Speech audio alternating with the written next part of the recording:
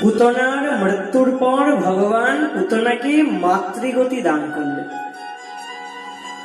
ও ভগবান, যেই পুতনা স্তনের মধ্যে বিষ মাখিয়ে তোমায় মারতে এলো, তাকে কিনা তুমি মাতৃগতি দান করলে। ও ঠাকুর, এ তোমার কেমন বিচার? আমার ভগবান বলছেন, কি করবো বলো?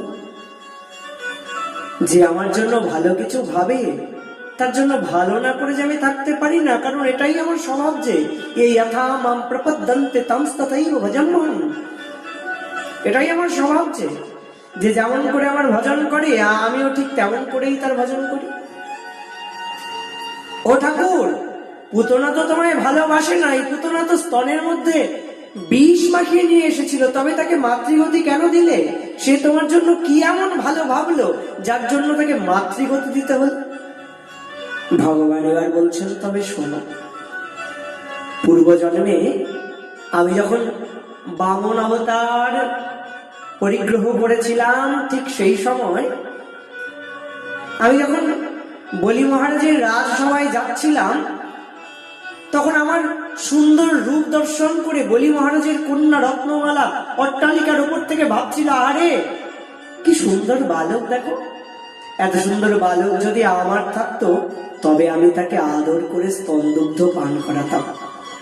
আমায় ভালোবেসে অমন করে স্তনদুগ্ধ পান করাতে চেয়েছে, আমি তাই তো তাকে তখন আশীর্বাদ করেছিলাম, বলেছিলাম, বেশ রত্নমালা, তুমি যা চাইছো তাই হবে।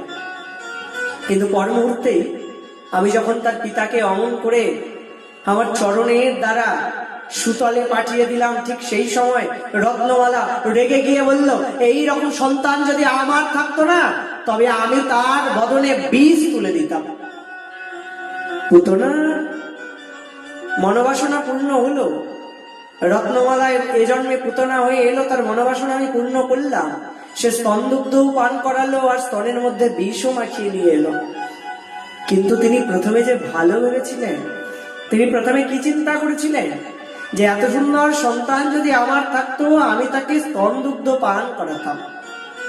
সন্তানকে স্তনদুগ্ধ কে পান করায়? মাই তো পান করায়, মা ছাড়া অন্য কেউ তো স্তনদুগ্ধ পান করায় না, তাই না? তো পুতনা আমায় আমার মায়ের মতন করে ভালোবাসতে চেয়েছে, আমার মায়ের মতন করে আমায় লাভ করতে চেয়েছে। তো যে আমায় মায়ের মতন করে লাভ করতে চায়, যে আমার জন্য এতটা ভাবে, আমি তার জন্য ভালো কিছু না ভেবে থাকতে পারি না গো। তাই তো পুতনাকে আমি মাতৃগতি দান করলাম। আমার মাতা যশোদা, মাতা দেবকী, তারা মৃত্যুর পর যেখানে যাবেন, পুতনাও সেই লোকেই গমন করলেন। এখানে কিন্তু ভগবানের মায়েদের ঋণ শোধ করা হলো না। পুতনা শুধুমাত্র মনে মনে ভেবেছেন ভগবানকে স্তনদুগ্ধ পান করাবেন, আর পুতনা চলে গেলেন মাতৃলোকে।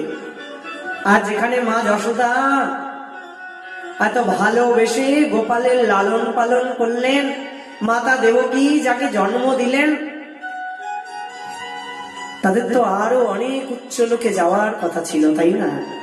তাই তো ভগবান বলছেন, আমি হেরে গেলাম গো মা, আমি তোমাদের কাছেও হেরে গেলাম, গোপীদের কাছে তো হেরেই গিয়েছি, তোমাদের কাছেও হেরে গেলাম। কারণ পুতনাকে ওই লোক দিলাম, পুতনাকে যথাযোগ্য সম্মান দিলাম বটে, কিন্তু তোমাদের যথাযোগ্য সম্মান দেওয়া হলো না, তাই আমি তোমাদের কাছে ঋণী হয়ে গেলাম।